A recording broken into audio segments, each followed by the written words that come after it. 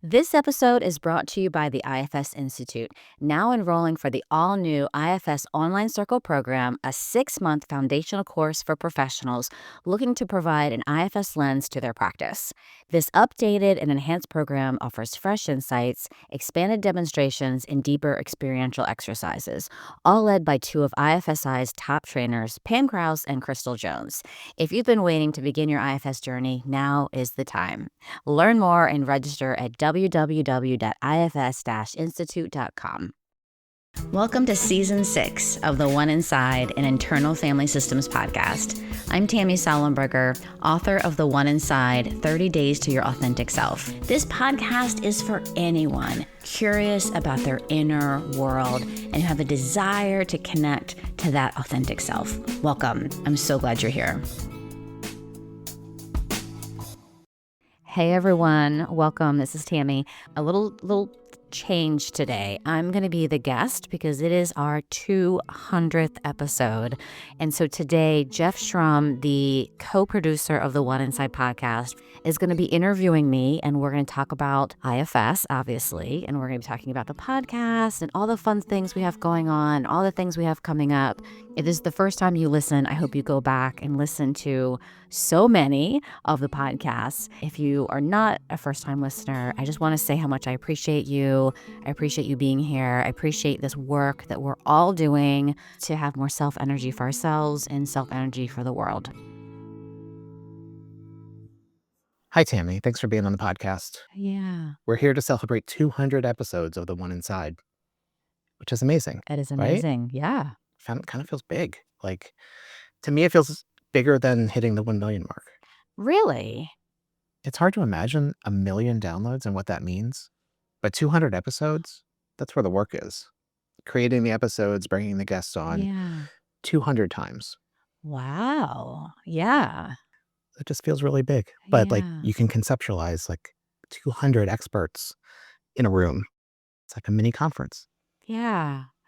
Yeah, I like that. It feels more like touchable. Like the million is sort of like that's it's to me the million was just so funny. Like how in the world? Like that's such a big deal, and like 1 million, I don't know what that looks like.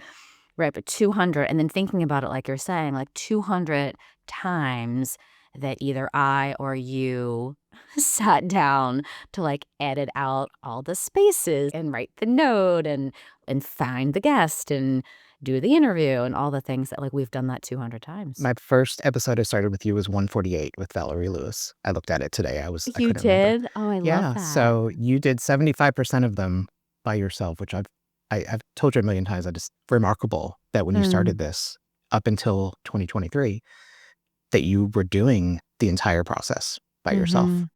Yeah, I have a part that's like, it's like, yeah, but I like don't take that in. I'm just sort of like, a part of me, I want to say like, yeah, but I streamlined it really well. Like I had a plan. Tuesday nights, I edited it.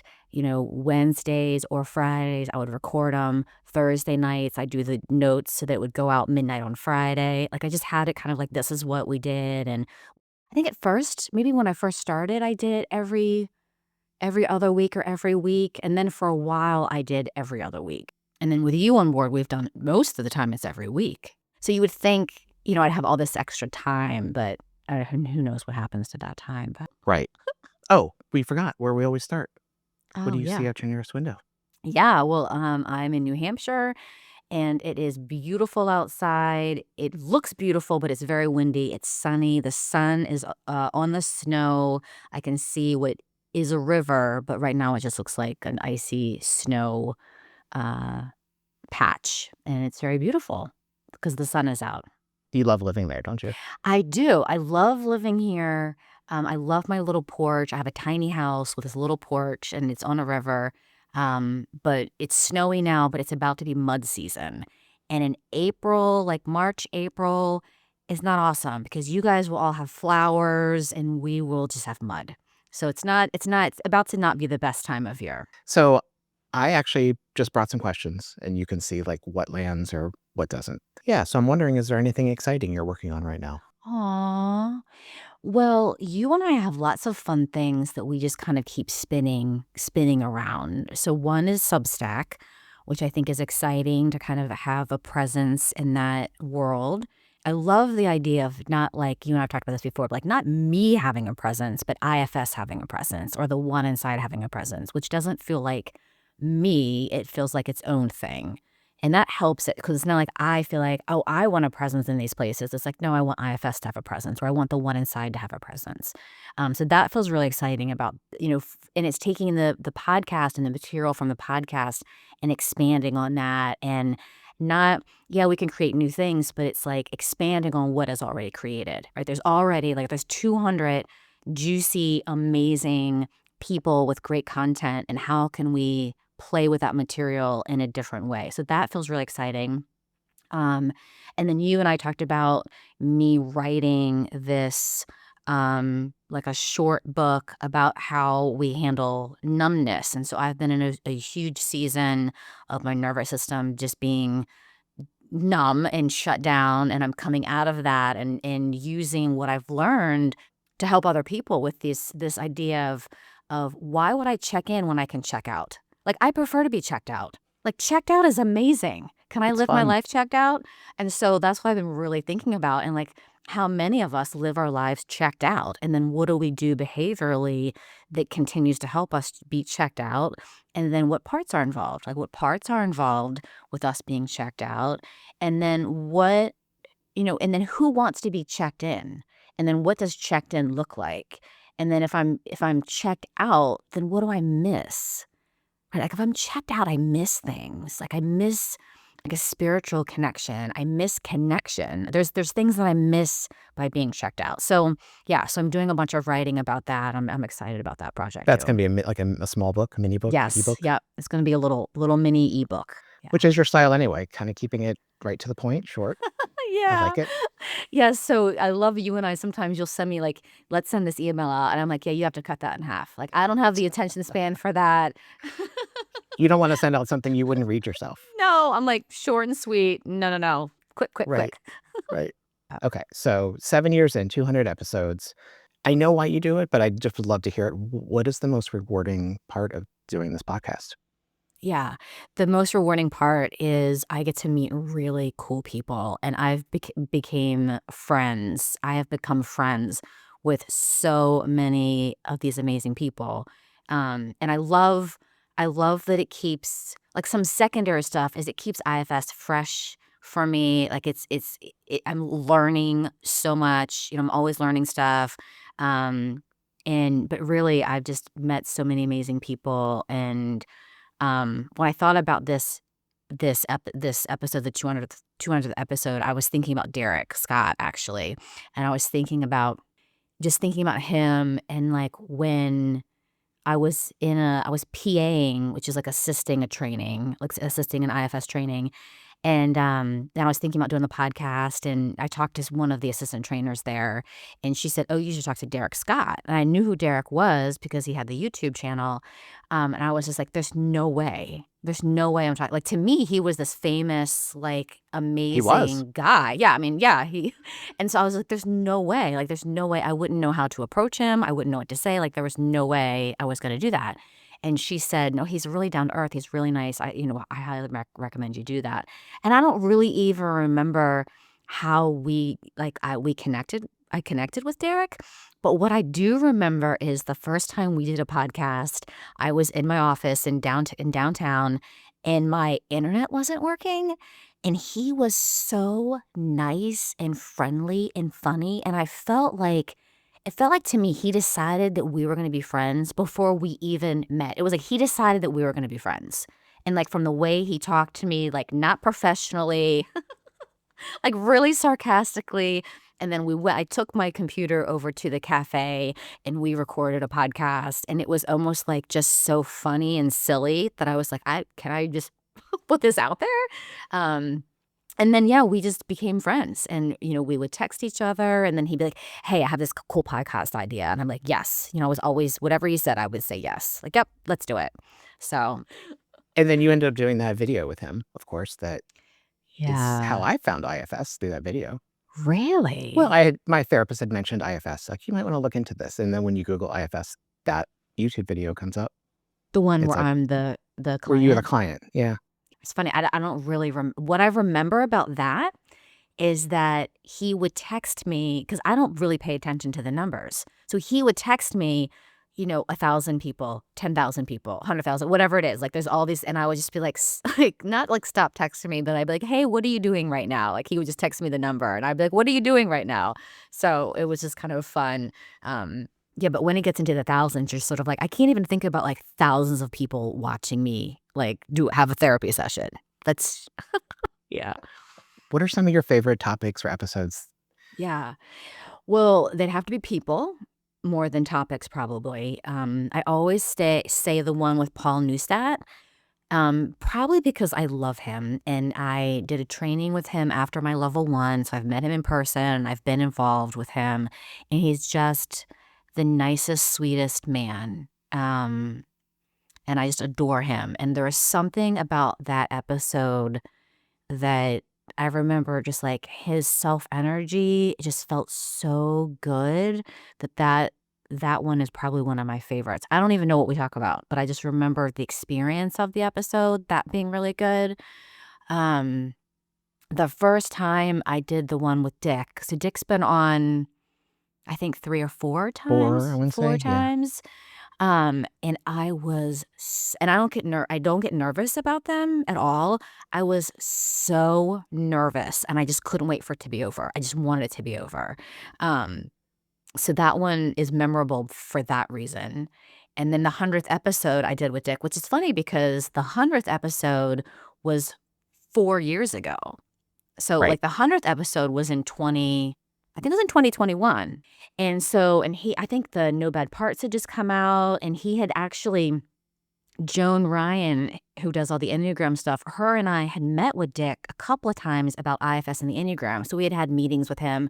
And during those meetings, one of those meetings, he was like, oh, yeah, I'm writing this book. Do you guys want to see it and let me know what you think? This is Dick. Do you want to see my book and let me know what you think? I'm going to send you like the Word document of my book. I'm like, yeah, sure, Dick. Yep. I'll read your book and let you know what I think about it. Like, sure.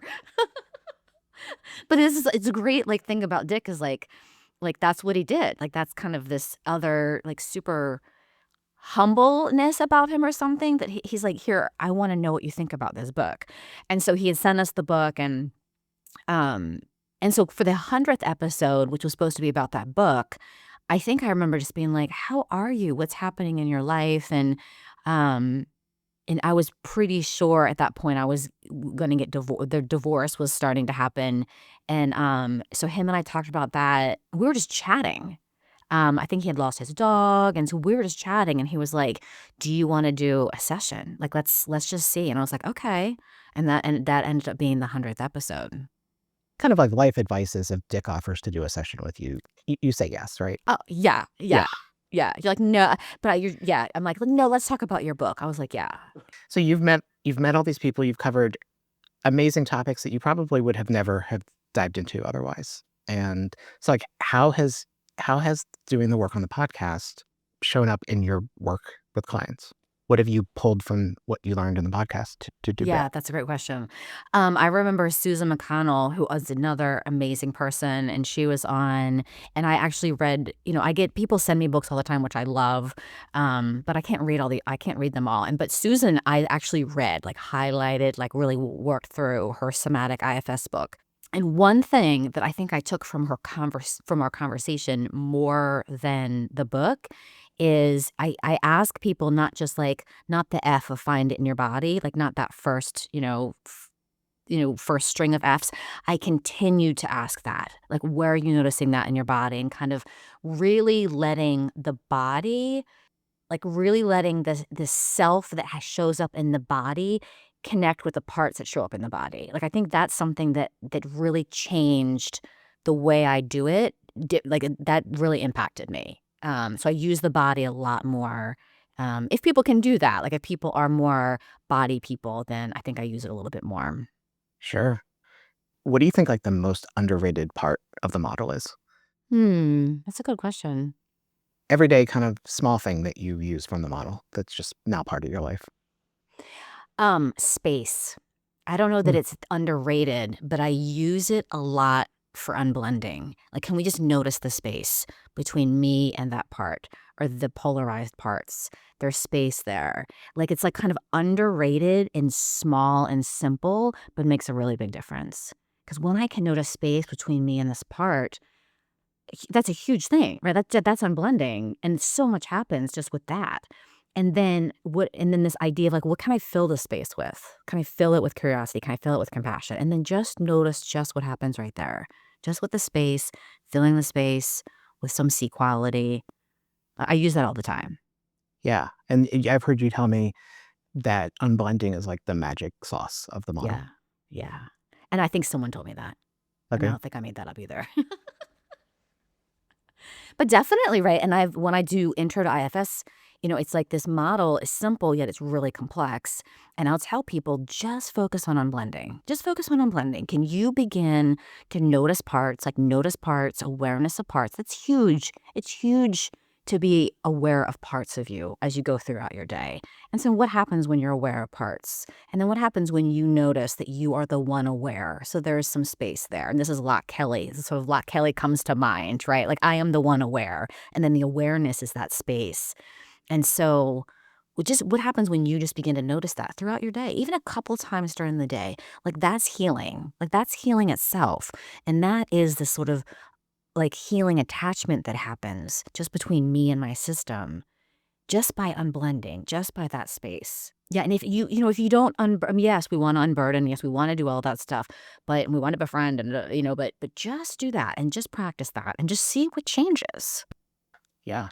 Like if you go on and watch the demos that are out there, you would think that every session is this beautiful textbook thing that ends in an unburdening, right? Yeah, And that is not a typical session at all. I yeah, just came out of the level 2 training last week, and it just what struck me is even as you advance through this, how much of the model's like front loaded, right? So learning to unblend or just noticing the parts of you and being able to create that space on a consistent basis seems yeah. like most of the work, Yeah. right?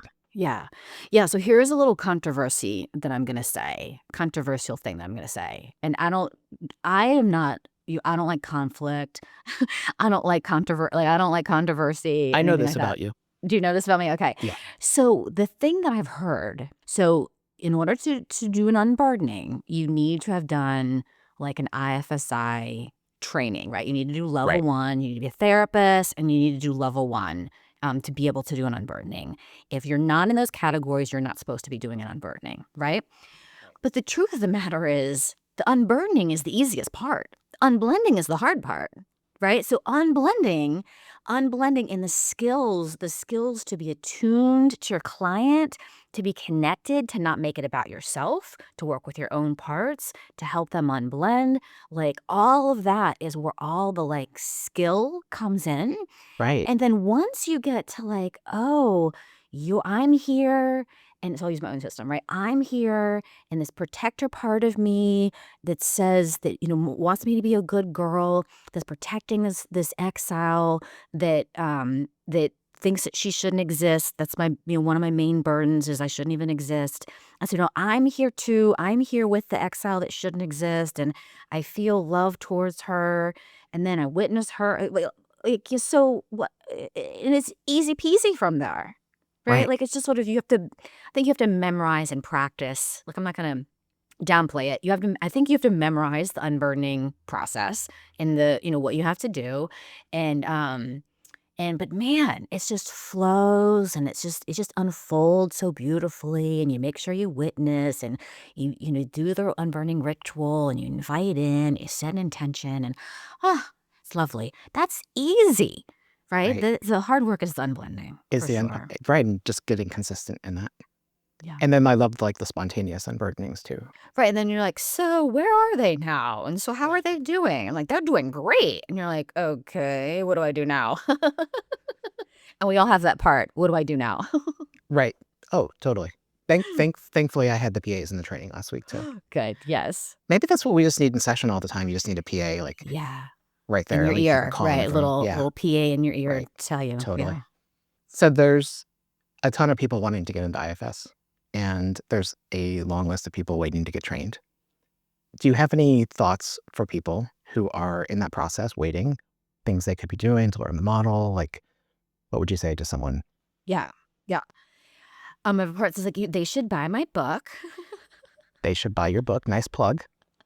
Yes, because apparently I don't plug it enough, and I'm not good at that. So I think that if they're waiting, there's still things that they could be doing. They could be working on their own stuff. So they can buy my book. They could buy, there's so many great books out there, right? Buy a book, listen to the podcast, start, but most importantly, start working on their own system.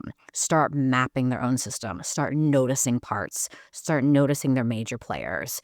Journal that, like whatever makes sense for them. Use Center, like use the app Center, like do something on their own system. Like isn't just sit and wait for level 1. It's like no, like let's start, because level 1 is about you learning your own system and like you beginning to work with your own parts. And so there's no reason why they can't begin to do that right now, today. What about with clients who are waiting to start IFS or wanting to start IFS? Like, what's a good place to start? Yeah. Well, I say same thing, but what I say is, and again, it's like I say, like like I'm some expert, but I'm like, what You are I an say expert. is, You are an is, expert. okay, right. So, I'm gonna ignore that. But like notice like symptoms or like presenting problems. Like, what is my presenting problem? Why am I coming to therapy? I have a presenting problem. And can I, even if intellectually break my presenting problem down or my diagnosis, which in IFS we're not keen on diagnosing, but I come from like I have a license and I come from a diagnosing world, and I do think that actually can be really helpful. And so I can either look at my diagnosis, I can look at my symptoms, I can look at my presenting problem and begin to just name and write down and note what parts of me might be here, right? These are the symptoms. These are what I'm experiencing. These are the characteristics about me that I don't like, that I want to change. Could they be parts?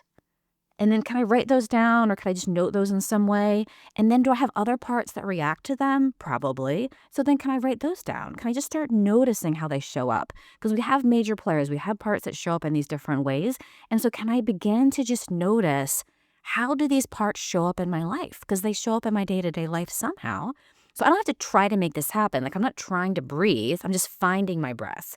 I'm not trying to look for parts, really. I'm just noticing the parts that are already here. So it sounds like you believe that people can do a lot of this work on their own. I think that you have to. I Okay. think that if you only do, and I would say this for myself, right? If I only waited every other week to see my therapist, whose name is Tina, I've had forever, as soon as I found out about IFS, I found a therapist. If I waited every other week to do work with her, I don't know that I would have much. IFS wouldn't be in my bones. I mean, IFS is in my bones for lots of reasons, but it could get in your bones, but you need to be doing that every day. Like, even if it's not like you're sitting down doing a 20-minute check-in, but you are in some way just having some awareness of your parts. And it can't be even just once a week in therapy.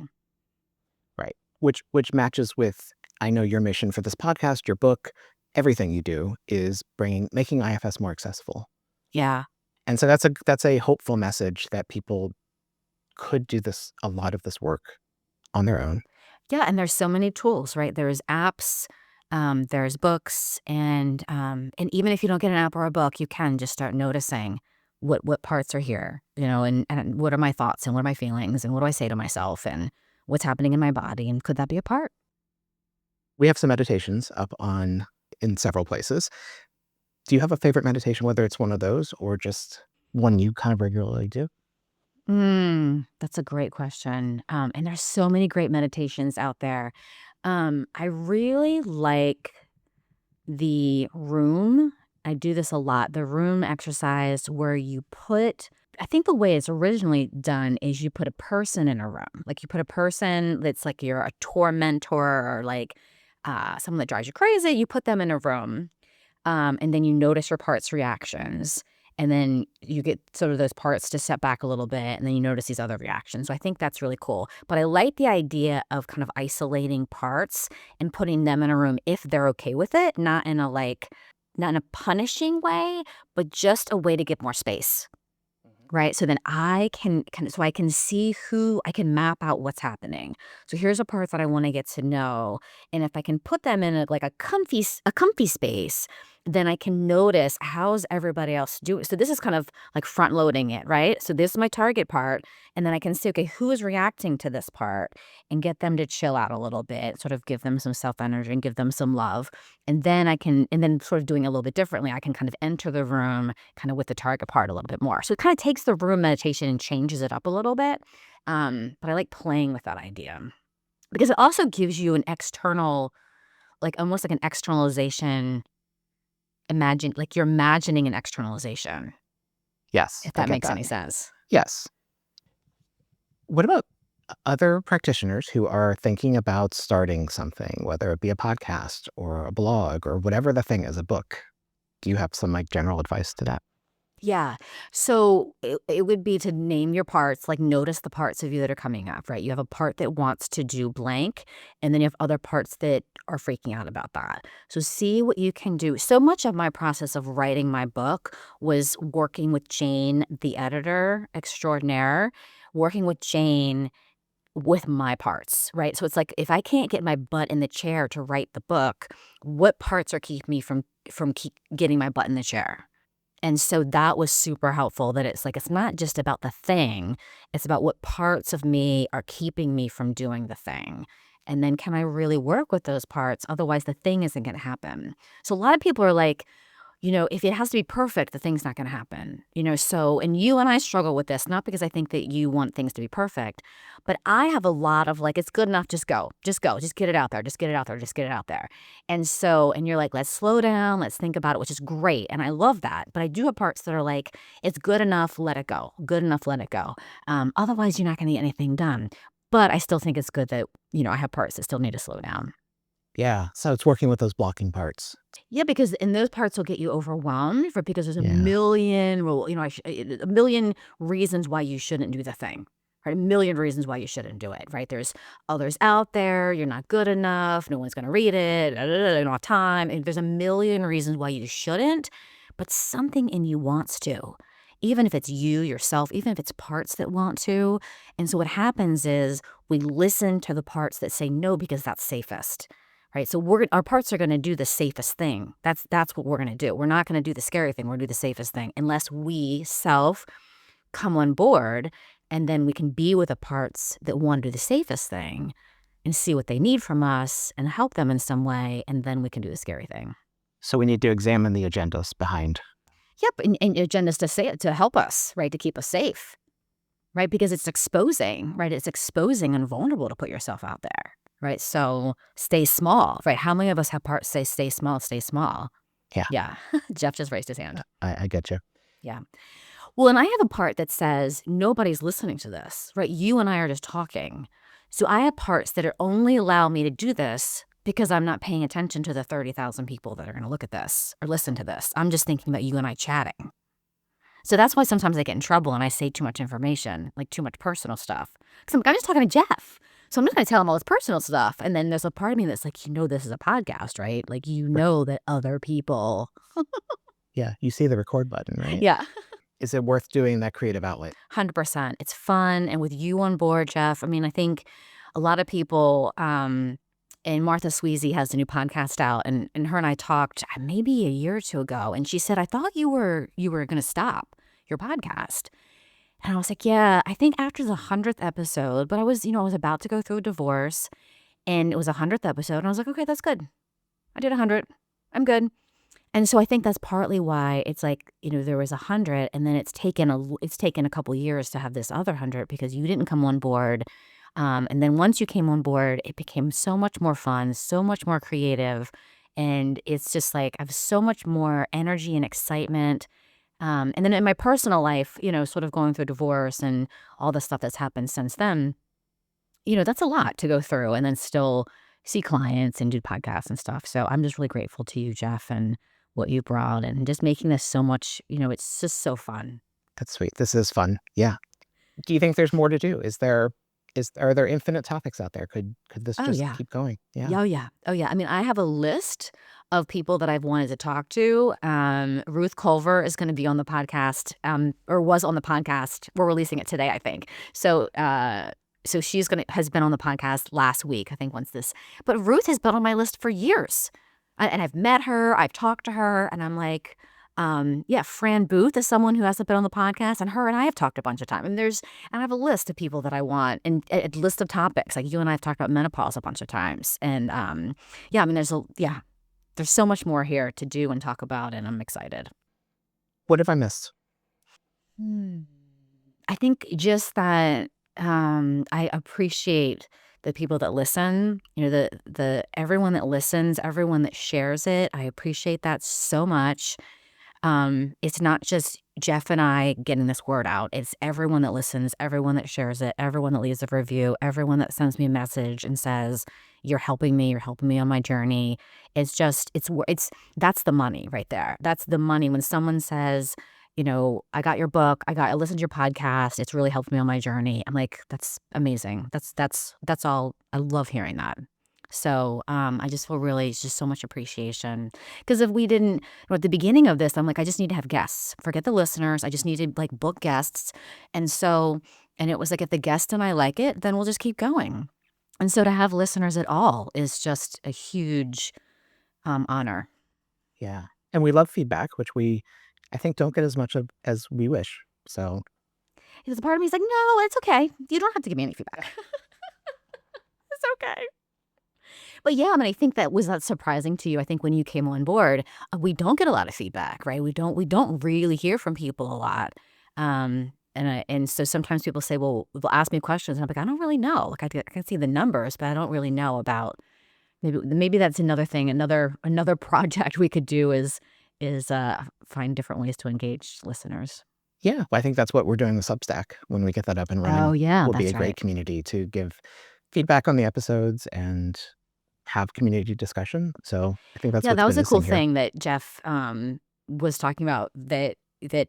So we can see people that leave us messages, but on Substack, when people leave messages, you can all respond to them, so everyone can see. So there can be more of a community, not just people like responding on my Instagram account or the YouTube account. But I love that, and I love, Jeff, that you're here and you're doing that, because it's like I only have so much bandwidth. And so between the two of us, we can get so much more done. Here's my Enneagram 3. We can get more done. If you could not do the podcast, and you know where I'm headed with this. Yeah. If you could not do this and you had to do something else, what would you do? Yeah. So my normal answer is and this feels true right now, I would open up a little bookshop on the beach, and I would be able to see the beach from the bookshop. And we'd have used books and new books, and we'd have authors come and do signings and talks, and that's what I would do. I'd have a little bookshop. And I don't think people know that you're a big reader. What I wanted to ask you, what are you reading right now?